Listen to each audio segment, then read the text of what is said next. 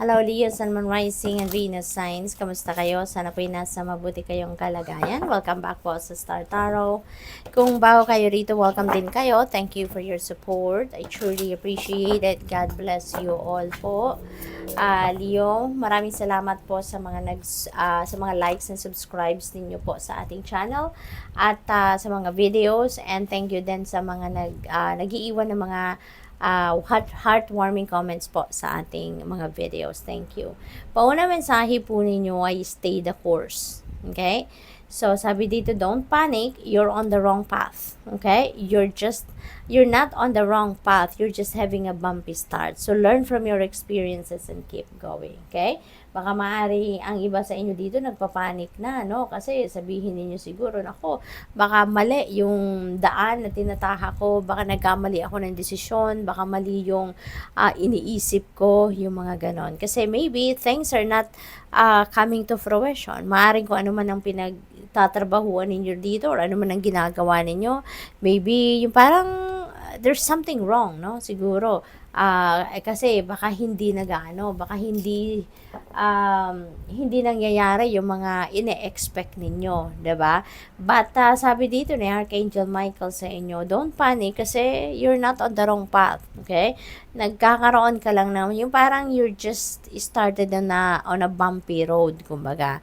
Meron lang lubak-lubak sa una, maaring nakapagsimula ka lang ng siguro off timing, 'di ba? Yung pagkakasimula mo, pero hindi ibig sabihin nun na mali, no, yung path na dinadaanan mo. Kaya this is an opportunity for you, no, to earn or to learn something, no, to gain wisdom, to learn more lessons, no, in life na yun din naman ay magagamit niyo in the future. Okay? Kaya just stay the course, no? Huwag kayong susuko, huwag ninyong iiwanan, kumbaga, no? Hintay lang kasi yun lang, nagsimula lang kayo siguro on the wrong footing, no? This is a blessing in disguise. Okay? Sabi rito, be patient and have faith that your angels have this situation under control. So, what will come is far better than you dared to dream. Ayan. So, be patient. Okay? Maging pasensyoso at pasensyosa lang kayo. Stay the course and practice patience kasi yan ay magbabago at magbabago din ang iyong sitwasyon for the better. No? Always remember na hindi lahat ng nagsimula ng hindi mabuti talagang all throughout hindi na mabuti ang mga mangyayari, 'di ba? Things changes because nothing is yet set in stone. Lagi nating tatandaan 'yan. Okay? Kaya magbabago at magbabago din ang iyong sitwasyon for the better. Okay? Welcome abundance into your life. Ayan, napakagandang energy. Ang daming gold coins na parang isasabog ang mga angels ninyo sa'yo, ang universe. Sabi dito, prosperity is on its way to you. Ayan. So, there is a promise, no, na yung prosperity ay parating na sa inyo. Kaya, have faith that source will heal your financial challenges. Umasa lang kayo. Keep your hope and faith alive. Magtiwala kayo, no, na ang Panginoon ay magsasabog sa inyo ng financial blessings and financial breakthrough is coming your way to heal your financial challenges, no? Para maging maayos ang inyong kalagayan, lalong-lalo na sa pangkaperahan ninyong aspeto. Okay? So, tingnan natin kung ano pa ang ganap.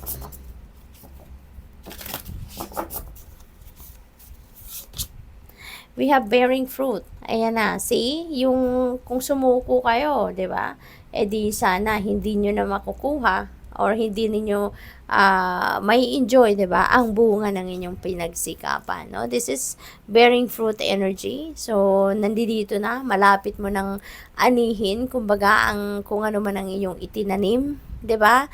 In the past, kaya tama lang, no, na nag-stay kayo sa journey ninyo, patuloy kayong magsikap, patuloy kayong magtrabaho, magtiyaga, no?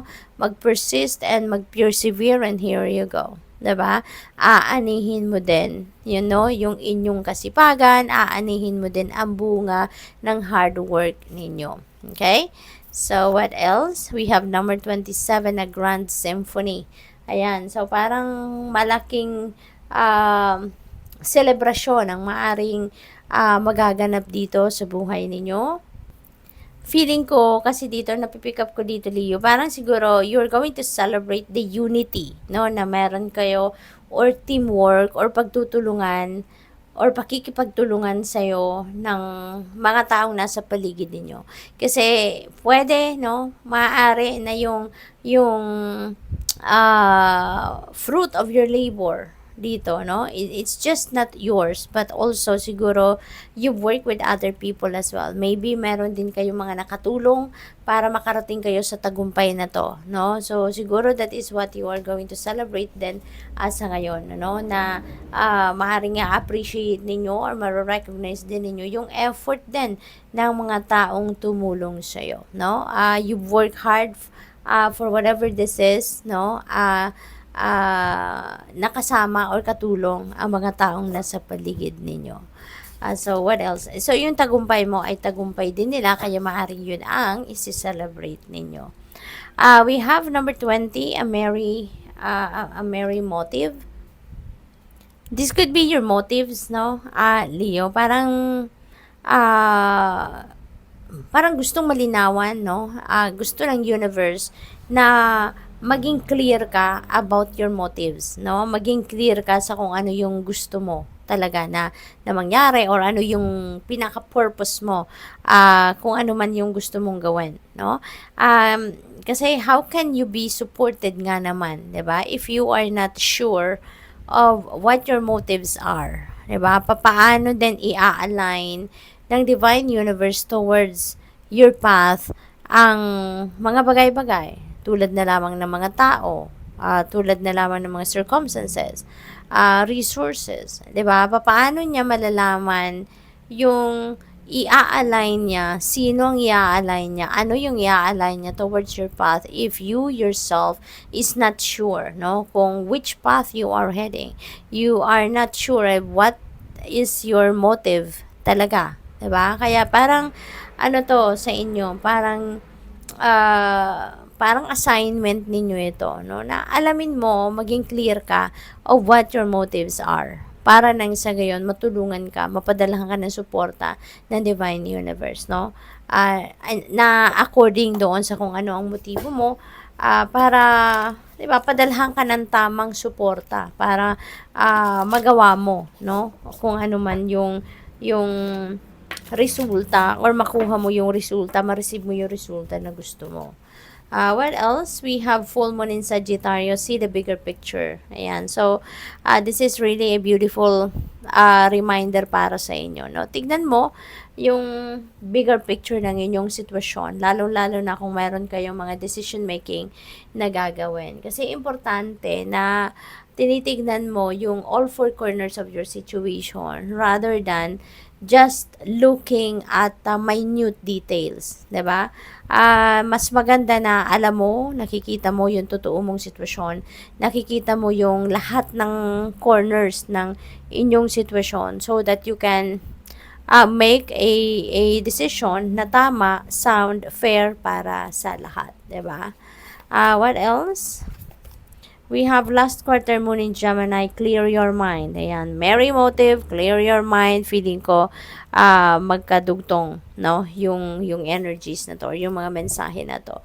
So, linawin mo sa sarili mo, Leo. Okay? Kasi siguro ngayon naguguluhan din kayo. Maaring hindi nyo rin sigurado kung ano talaga yung gusto niyo sa buhay, ano yung mga plans niyo, 'di ba? Maaring ganon. Kaya clear your mind, no? Talk to yourself, tap into your soul, because your soul knows kung ano yung best para sa iyo, para magabayan ka, no? You will be guided accordingly kung saan talaga dapat, no, ang punta mo. Ano talaga ang direksyon na dapat mong tahakin sa ngayon. So, what else? Full moon in Capricorn, take a reality check. Okay? So, siguro yung iba sa inyo rito is worrying about something, no? So, siguro meron ditong mga bagay na ipinag-aalala ka, pero ang sinasabi ng message na to para sa'yo, parang you're just wasting your time, no? You're wasting your time and energy because there's really nothing to worry about. lalong-lalo na siguro ang ipinag-aalala mo is something that is beyond your control, 'di ba? Bakit bakit tayo mag-aalala sa mga bagay or sa isang bagay or sitwasyon na hindi naman natin kontrolado, 'di ba? So parang gano'n. Kaya you're being asked here to take a reality check so that you'd be able to figure out kung ano ang magagawa mo, 'di ba? Doon sa sitwasyon. Because otherwise, if it's not under control, hindi ninyo 'yon kontrolado, wala kayong magagawa doon, then i-give up mo na 'yon. Huwag na kayong mag-worry kasi it will just complicate things. It will just make it even harder para sa iyo, 'di ba? Kasi ang importante dito, ma-figure out mo, kontrolado mo ba 'to, 'di ba? Kasi kung hindi, wag na. Let go and let God. Kumbaga, hayaan mo na ang Panginoon ang mag-take care of whatever that is na ipinag-aalala mo, 'di ba? Kasi hindi practical na mag-aalala ka sa bagay na wala ka namang magagawa. 'Di ba? Kasi hindi mo kontrolado ang sitwasyon. So, take a reality check on whatever that is na ipinag-worry mo. Kasi, maybe you're just wasting your time on that. No? So, instead of worrying about it, instead of stressing yourself out, no, on that situation, just let go and let God. Okay? And control and worry is, walang magagawa ito na mabuti para sa'yo. It will just stress you out. It will just, give you anxiety. So, tingnan natin kung ano pang mga messages sa inyo through these trinkets. We have starfish. Ayan. So, yung starfish na ito, that is about a guidance, that is about vigilance, no? Inspiration, brilliance, intuition. So, divinely guided kayo, no, Leo. Ginagabayan kayo ng Panginoon. Ginagabayan kayo ng Divine Universe. So, ang mahalaga rito, no, i-access ninyo kung ano man ang gabay na to through your intuition, no? Para nang sa gayon, malaman mo, maging malinaw ang inyong isipan, and malaman mo kung ano talaga yung dapat na path na tatahakin mo sa ngayon. Okay? What else? We have, yung G-Clef. Ayan, G-Clef. Yung sa musika related. So, that represents peace, that represents tranquility, which is, yun ang mararamdaman mo if you're going to let go and release your worries, di ba? Yun ang mararamdaman mo, yun ang deserve mo, na magkaroon ka ng tranquility, ng serenity, ng peace, rather than mag-worry ka. Okay? Kasi may stress ka lang dyan and it's not going to do anything good sa buhay ninyo. So, that also represents positive change. No? Kaya maaaring kailangan mong pag-isipan lahat, no, ang mga sitwasyon ninyo, katulad na lamang dito ng kung ano ang motive mo. 'Di ba? Para nang sa gayon, mabago mo, no, ang inyong sitwasyon. Magawa mo kung ano ang dapat mong gawin para mabago ang inyong sitwasyon for the better. 'Di ba? So, tingnan natin kung ano pa. We have stingray. Ayan. So, yung stingray represents adaptability and change. No? So, talagang meron ditong kailangang baguhin siguro kayo sa buhay ninyo, Leo. Maybe that is mindset, no? So, if this message resonates with you, you know what it is. Ano yung parte ng buhay ninyo na kailangan ninyong baguhin or kailangan ninyong i-adjust.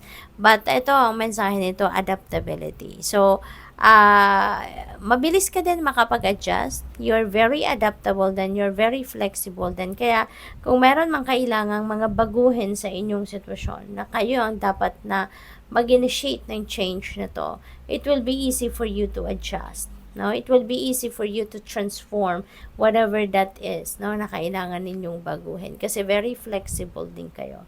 So, good luck sa iyo. Thank you for watching. Love and light. Namaste.